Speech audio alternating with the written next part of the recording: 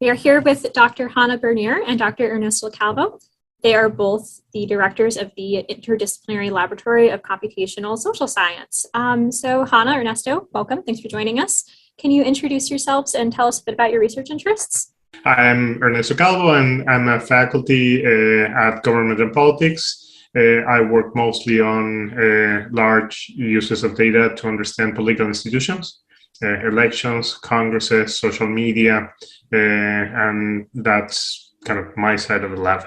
I'm Johanna Bismuth, and I'm a comparativist. I study identity, and I am very much a co-director in this lab. I am very interested in data science as a tool to get a better handle on questions relating to identity. And so the projects in the lab that I work on have to do with harnessing big data to study identity and the role of identity in politics. Can you tell us a bit about the lab? Sure. I mean, it's a collective effort. I would say that it's a loose confederation of colleagues and graduate students, and we pool resources and we try to secure funding and ideas and technical resources that can be used to advance research. So it's less directed towards managing what people are doing or the type of agendas that they're interested in, and much more as a way to contribute to the different agendas that people have. We have all very different type of trajectories, very different experiences. Sometimes we collaborate in the same projects, sometimes we don't. And what the lab provides is, I would say, stock of resources that we can apply to advanced research. And it has been really good for our students. They get access to data, to surveys, to faculty that otherwise they might not be in touch with. And sometimes that allows them to form partnerships that are successful, and sometimes some partnerships that actually just serve for training purposes, but nothing else. Yeah, I think that that's really the core of the lab. It's not a structure like a center, but it's rather sort of a meeting point where people that are interested in doing the type of analysis that we do can sort of connect with each other and help train each other. And, you know, students meet faculty, faculty meet students, and we build relationships and collaborative working relationships that are centered on the topics that we're interested in studying. Can you talk a bit more both about where you're getting the data, what types of big data it is, and how you can use this big data for various political science research topics?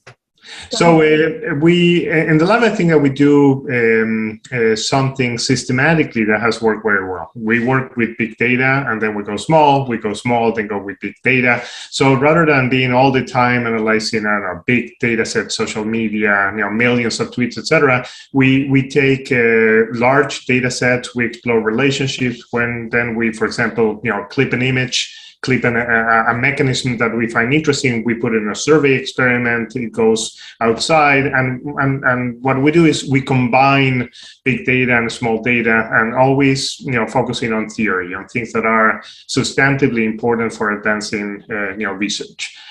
So there's a lot of analysis on big data that is peanut counting. We count how many words were presented in, the 2020 election in the US. We are not that kind of research lab. What we do is we focus on research that we can explore parameters, mechanisms, build theory. So it's very theory driven. And if you see the papers that we put in our website, there are not papers that are focusing on techniques. They're focusing on substantive issues, and they bring big data and small data to focus on those substantive issues.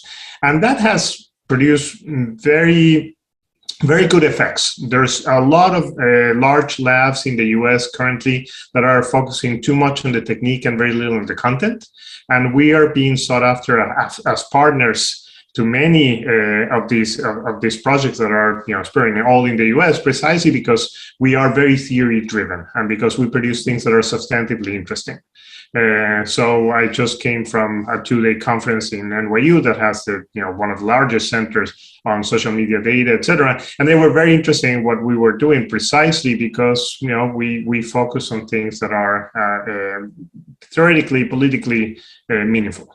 I think that I can just add an example to exactly what Ernesto was saying. The project that I'm the most involved with in the lab is the AMAR project, which is a data collection about ethnic minority groups, minority and majority groups, but all of the data collection and analysis that we do, it has a substantive focus. For example, one of the main projects right now where we're trying to automate the data coding process for the AMAR data, it's motivated by this research on comparative studies in anti-racism.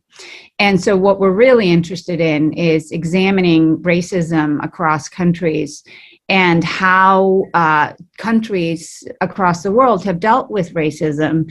But to do this, we are working on automating or the machine coding of this data on ethnic majorities and minorities. So the driver is this substantive interest in racism and solutions to racism, what has worked and what hasn't worked.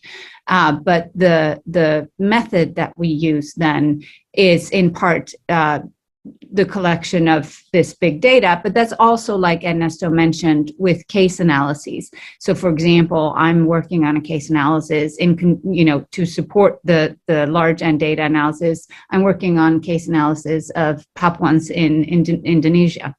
So it's very much theory driven, as Ernesto was saying, focusing on substantive social issues of interest, but then we try to harness big data to cast light on the questions or the answers for the questions that we're asking. And then we use that in conjunction with other types of methods. So we support the analysis with the mixed methods approach. That all sounds fascinating. So in addition to AMR, which is All Minorities at Risk, what are some other current research projects that are going on at the center? So we have all sorts of projects, and we have a lot of different collaborations. Recently, the lab got noticed because of a project on analyzing big data on human rights abuses in the invasion in Ukraine. And it does signal several different things that we do in the lab that I think in the lab that are interesting. So this is a partnership that we had with Duke, with UNC, and with Manchester. So included 3 different institutions, included colleagues that were in Ukraine. We were collecting significant amounts of social media data. And each one of the different labs, Duke was doing natural language processing. We were doing community detection. Manchester was analyzing some of the key tweet contents and selecting the communities that we were working with. So the lab worked as a hub in which this project is called Data for Ukraine was connecting different skills that pertain to what larger community in the US and abroad is producing for big data analysis. We also have standing collaborations that we've been developing for the last 4 years with the Inter-American Development Bank, with fact checkers in Latin America. And what we do with those partnerships is our students already from the first year, the students that we have in the first year are already getting data that is new, that is original, that allows them to publish. And we are trying to involve them very early on, so that they can get hands-on experience on both processing the data and writing articles that are meaningful. So we have a very significant emphasis on building skills so that the lab can take advantage of those resources, because skills are in huge demand now, and so that the projects can move forward. So we have another standing agreement, a well-financed project that analyzes misinformation in the 2020 election. So these very different projects contribute both resources and topics and data that can be used by our students. Great, and this leads into the next area I want to talk about, what opportunities there are for graduate students. I know you've already mentioned a few, but are there, if you could just talk maybe about other ways graduate students can get involved at the lab, to how they can benefit from the research? So, I mean, the lab mission is research by partnerships between grad students and faculty. I don't think there's any project that we have in the lab that is just a faculty project. Every project that we have involves, I would say, more than one student. So the project that we have on misinformation includes 5 graduate students with different levels of involvement. The projects that we have had in political communication in the later years had 3 to 4 students. We publish with students on the topics that we're doing research, and I think that also builds strength for their dissertation and market options. So the students that get involved in the lab start, from the beginning and generally doing partnerships. Several of the students that we have in the lab also produce partnerships and publications with each other, not with faculty. So it is not true that only faculty and students need to be involved in the project. So we had a very good cohort of students that graduated, and now we're training a new crop, to put it this way. And this group of students started to publish by themselves, and they got very nice publications. Publications in Journal of Politics, in the Journal of Communication. We have we give a lot of autonomy for people to work with us or to work between themselves if they have projects that are likely to succeed. I think that one of the things that distinguishes the lab from maybe a center or sort of more conventional research relationships that graduates have with faculty within the confines of the department is that this is all, we're not necessarily always hiring the graduate students. Sometimes we have funds and we're hiring graduate students, but graduate students that are not funded by the grants that are funding particular projects can still get involved. So I have been working with 3 graduate students on the AMAR project with some funding, but then we have publications and we are continuing to work on those publications. And just because you're not funded on a particular project, if you're really interested in working on that, it doesn't mean you can't get involved. This is sort of we're open to working with students who are interested in this type of analysis, regardless of whether we have whether we are funding them per se or not. Nobody's excluded from the lab. If they are interested in working on a particular project and they want to contribute and establish these sorts of relationships, we welcome that. No, I was saying, we have more data than time. So, if students have initiative and they want to move forward and they are not in the lab but want to work with the lab, great. And if they want to join the lab as well. So I wanted to ask, what advice do you have for prospective students? So for students who are going through the process of applying to PhD programs, what advice do you have for them? Well, I think that for students that are applying to PhD programs, what's really important is to do research on the department that you are applying to. Because really what you want is to get admitted to a department that trains you in a way that you're interested in working. So if you're not interested in data analysis, our department, not just in the lab, but across the board, tends to be data-driven, and emphasizing mixed methods, right? So combination of big data analysis and case analysis and that kind of thing.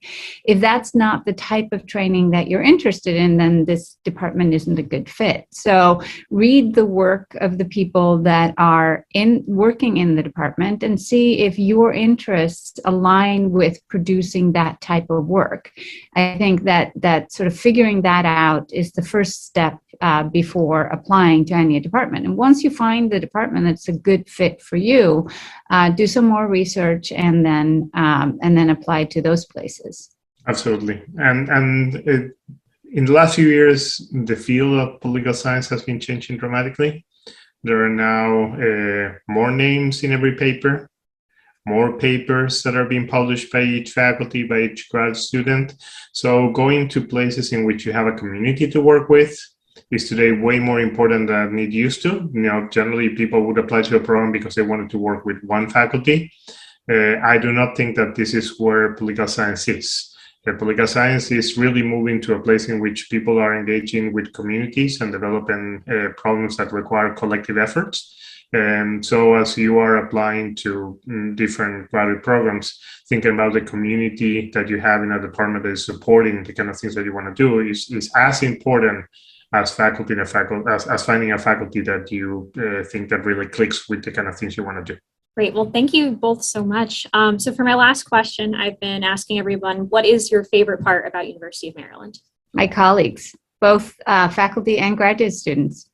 And we have fabulous undergraduates as well. But it's a really great community of people, very smart, very engaged. It's a really fun place to be a researcher. Yeah, I think you want to go to places where not only you like what they're doing, but you like the people that they're doing, the things you want. And this is a department I've been for some time now, very congenial. People work well together. And we have great grad students and we have great undergrad students. So that actually helps. Wonderful. Well, thank you both so much for your time today. I really appreciate it. Thank you. Thanks.